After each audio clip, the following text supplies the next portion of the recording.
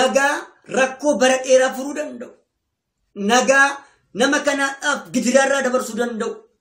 Nagaa mucaa kanaadhaaf boo'icharraa dabarsuu danda'u. Salphinarraa dabarsuu danda'u. Kanaaf barri mucaa kun guyyaan yeroo inni ga'u gooftaan Yesuus Kiristoos otuu deemaa jiruuti akkasitti nagaan tokko ana keessa tokko dhabbayra gaafa inni ittiin jedhu isheenis hin gammadde fuula isaa dura dhuftee ililleedhaan jilbeeffatte. Nagaatu nama kanaaf ta'e, nagaatu mucoo kanaadhaaf ta'e, nagaatu mucaa kanaadhaaf ta'e. Erga nama kanaadhaaf ta'eeti, erga ishee kanaadhaaf ta'eeti akkamitti nuti Yesuusitti bubbu'aatii jirra, nuti Yesuusitti tuttuqaatii jirra. Akkamittiin akkas jechuu dandeessettiin jedhanii gooftaa Yesuus Kiristoosiin namoonni sanaan baay'een Kiristoosiin gaafatanii turani. Haa ta'u iyyuu malee mucoo kanarraatii rakkoon ishee gidiraan ishee hundumtuu irraa hafeera, irraa addaan ba'eera, dukkanni ishee irraa darbeera, ifni ta'eeraaf, nagaan argameeraaf, nagaa argatteetti, ililleedhaan keessi ishee keessi guutameera, fayyiteettatti gidiraan ishee irraa darbeera. Har'ayyuu gidiraan baay'een kan sirraa darbe, har'ayyuu dukkanni baay'een kan sirraa darbe namaaf dadhabame yookaanis immoo haala baay'eedhaan yaalte dadhabde Waaqayyo akkuma nama kanaa akkuma dubartii waggaa 12 kana dhiigni ishee dhaabbachuudhaan didee fala argattee fala Waaqayyo guyyaa si fidu beektaa Waaqayyoon eeggachuu Waaqayyoon barbaaduun gaariidha. Kanaaf gooftaan Yesuus Kiristoos nama kanaadhaaf nagaa laati rakkoo irra dabarseera. Egaa Yaa'iroos nama kana jarreen sanaan baay'een jiran kana keessa wajjin otuu jiruuti ammas ergaan dhaamsi addaa tokko gara isaa dhufeera. Innis intalli kee duuteetti. Kanaaf iyyuu gooftaa Yesuus Kiristoos kanaatiin maaliif amaasta, maaliif rakkistaa, maaliif dhiphiftaa ittiin jedhanii turani. Kanaaf sagaleen abdii kutachiisaa kun gara Yaa'iroos dhufeera. Sagaleen abdii kutachiisuu kun gara Yaa'iroositti dubbatameera. Intalli kee duuteetti. Kana booda hin rakkisiin, hin amaasiin jedhanii gaafa isaan itti dubbatan agarra. Kanaaf iyyuu gooftaan Yesuus Kiristoos Yaa'iroosis nama isaati, mucaa isaati in jaallata waan ta'eedhaaf, hojjetaa mana Waaqayyoo waan ta'eedhaaf gooftaan Yesuus Kiristoos Yaa'iroositti hin dagachuun barbaanne. Irraanfachuun barbaanne, rakkoo isaa keessatti dhiisuun barbaanne mucaa isaa Waaqayyo.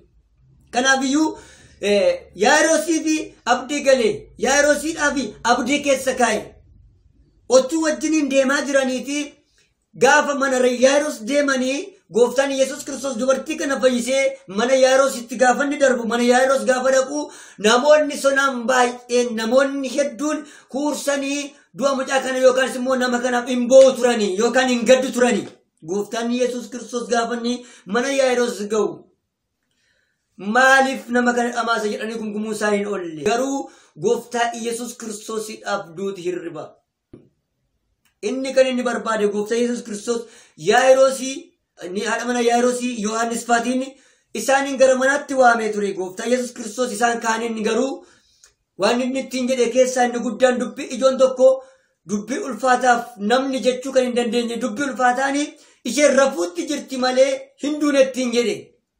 Duuti isaaf hirriba akka ta'e gooftaa Yesuus Kiristoos dubbatee kaasuu akka danda'u waan beekuudhaaf, dubbatee gochuu akka danda'u waan beekuudhaaf isheen rafuutti jirti malee hin duune ittiin jedhe. Innis ol galee mucoodhaan akkas jedhee ittiin dubbate. Xallittaa qumii ittiin jedhe. Kana jechuunis intaloo siinan jedhaa ka'e ittiin jechuutti ni hiikamaa. Intalittiinis kaatee olii gadi deemtee sochoote. Hin fayyite nagaa argatte. Gaafa nagaa argatu namni lafa jiru socho'uu jalqaba. Gaafa nagaa argatu namni lafa taa'uu socho'ee deemuu jalqaba. Gammachuu Waaqayyoo dubbachuu jalqaba. Jireenya isaatu dubbata. Nagaa Waaqayyootu irraa mul'ata. Gaarummaa Waaqayyootu irraa mul'ata. Kiristoostu fayyise nama kana jedhama. Kiristoostu du'aa kaase. Kiristoostu nagaa kennee fi Kiristoostu jaamummaa irraa bane jedhama. Kiristoosii nama kanaaf nagaa kenne. Du'aa kaase Kiristoos.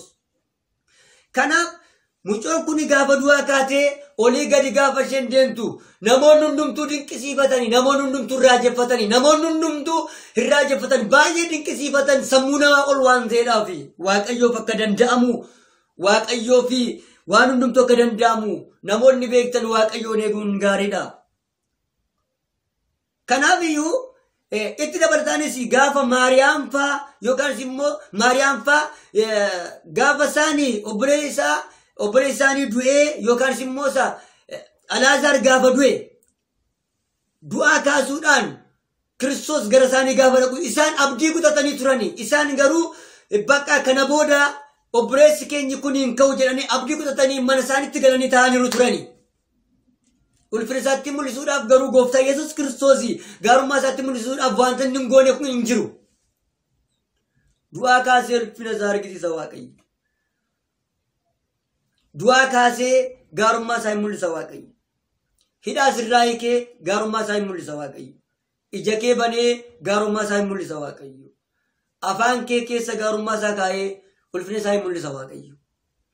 Kanaaf iyyuu namoota abdii kutatanitti gara isaanii dhaqeetu Waaqayyo fayyittiin jedha. Namoota abdii kutatanitti dhaqeetu Waaqayyo jaa'ummaa isaanii fayyisa. Kanaaf iyyuu har'ayyuu abdii kan kutatte yoo jiraatte.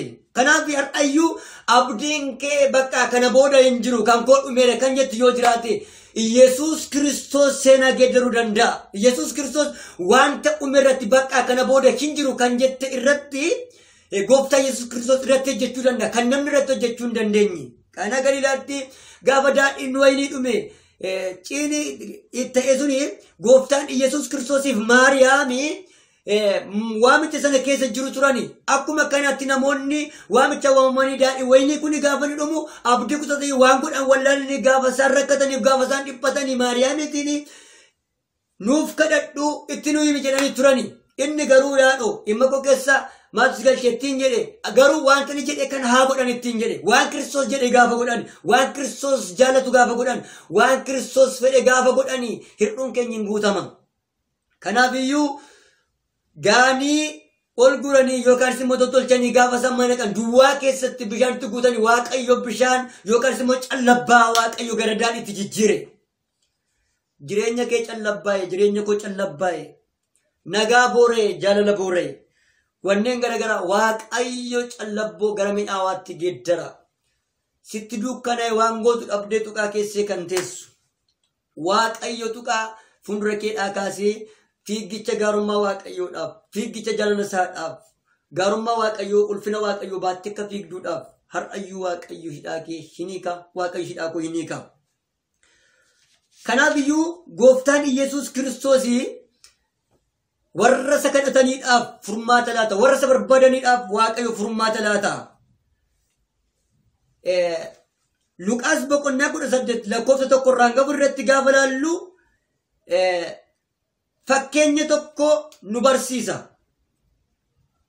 Akka nuti abdiin kutanneedhaaf akka nuti isa barbaannuudhaaf fakkeenya tokko nu barsiisa. Gooftaan Yesuus Kiristoos namticha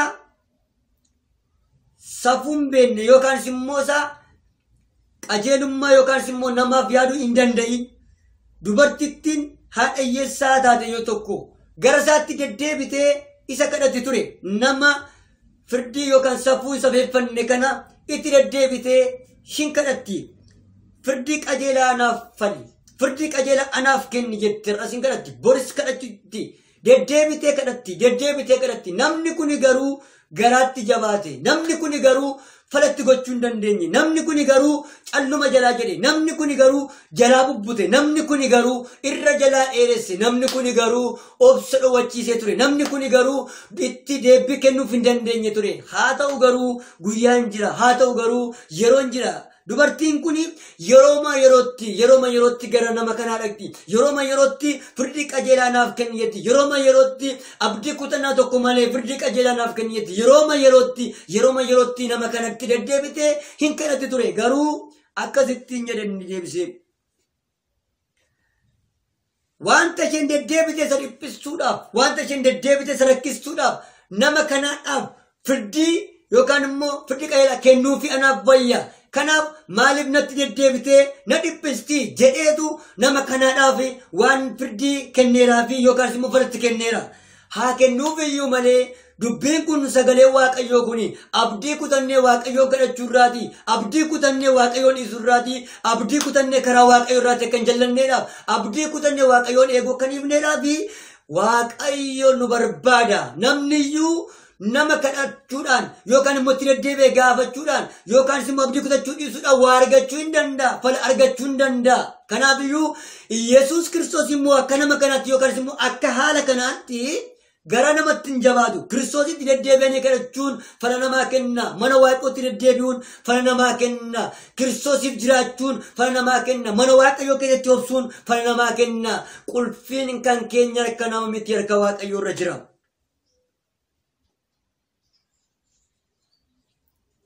Otuma qajeelummaa qabaatanii qabaachuudhaaf baatan mana waaqayyoo keessa turuun gaaf tokko waan waaqayyo biraa ta'e furriin keenya waaqayyo biraatii unuuf hin dhufa. Nus waaqayyoon eeggachuun keenya waaqayyoon barbaadachuun keenya baroota keessatti mana waaqayyoo keessatti ilaame fala qabda. Waaqayyo biraa falan abdu, waaqayyo biraa falan abu, waaqayyo fala keenyadha, waaqayyo furii keenyadha. Haala kam keessatti waaqayyoon eeggachuun waaqayyoon arguun otuu karaa deemanii otuu mana ofii keessa jiraatanii otuu hiriyoota keessa jiraatanii otuu abbootii gurguddaa keessa jiraatanii otuu wallaalota keessa jiraatanii otuu waajjira keessa ta'anii otuu daldalanii waaqayyoon barbaadachuun gaariidha. Jireenya keenyaan haala namummaa keenyaadhaan akkaataa akka hidhii keenya hundumaatiin waaqayyoon barbaadachuun waaqayyoon ta'uuf gaariidha. Waaqayyoof taanaan waaqayyo nuuf ta'a. Waaqayyoon eegnaan waaqayyo nuuf argama. Waaqayyoon barbaannaan waaqayyo barrii keenya bana. Waaqayyo ija keenya bana. Waaqayyo isa nuti dadhabne hundumaaf isaaf hin danda'ama waan ta'eedhaaf. Kiristoosiif warri ta'anii abdii kutannaa tokko malee Kiristoosiin gidiraa keessatti amanatu. Waaqayyotti warri amananii abdii kutannaa tokko malee yoo dhibbatan iyyuu yoo darbannaan garagaraa isaanitti ta'e iyyuu waaqayyoon eeggatu. Phaawulos fa'aa yerootti wangeela lallabanii yerootti isaan waaqayyoodhaaf ta'aa turan keessatti ta'iin garagaraa isaan irrattis ta'eera. Gidiraan garagaraa isaan irrattis ta'eera. Waaqayyoon jiraachuun gidiraas qabaachuu danda'a. Gaaf tokko birmadoo akka qabaatan beekuun gaariidha. Waaqayyoof jiraachuun qoramuun hin danda'ama. Garuu qorumsa keessa gaaf tokko gaafa guyyaa dhufe qorumsa keessa ba'uun hin danda'ama. Garuu waaqayyoof ta'uun qorumsa akka warqee abidda keessa galtee warqeen abidda keessa galtus galuu dhabaattillee maqaan ishee warqeedha. Namni waaqayyoo qoramus qoramuu dhabaatullee nama waaqayyoodha. Ayyaana waaqayyootirraati mul'ata. Kanaaf iyyuu Phaawulos fa'aa namoota waaqayyoodha. Isaanii namoota waaqayyoodhaaf hojjetanidha. Biyya Malaaxiyaa keessatti biyya bokkaan roobe bishaan guutu sana keessatti Phaawulos fa'aa Kiristoosiidhaaf hojjechaa turani. Phaawulos fa'aa Kiristoosiidhaaf ta'aa turani. Akkas jedhee dubbate Phaawulos biyya Malaaxiyaa jedhamtu sana keessaa erga baaneeti namoonni baay'ee akka isaan nu jaallatanii namoonni baay'een akka isaan jaala keenya qabaatanii hin barre jedhee gaafanni dubbatu argina. Biyya galaanaadhaan yookaan immoo lolaan wanneen garagaraadhaan guutamte sana keessatti biyya bokkaan haala garagaraadhaan roobuuf gidiraan jiru kana keessatti Phaawulos fa'aa hin jaallatamu wangeela lallabu turan. Garuu erga achi keessaas ba'anii namoonni Phaawulos fa'aatiin jaallatanii dhimma gurguddaan isaan irra geera, sadarkaa gurguddaan isaan irra geera waan ta'eedhaaf qoraan walitti qabanii akka isaan abidda qaqqaammataniidhaaf isaan affiranii turan. Innis Phaawulos qoraan kaasu tokko hammaaree abidda keessa abidda totuu naquutii bofti tokko qoraanicha keessaa bahee yeroon itti Phaawulosiitiin ciniinu argina. Otuu waaqayyoof hojjettuu wanti si ciniine, otuu waaqayyoof hojjettuu wanti si gidirse, otuu waaqayyoof hojjettuu otuu waaqayyoof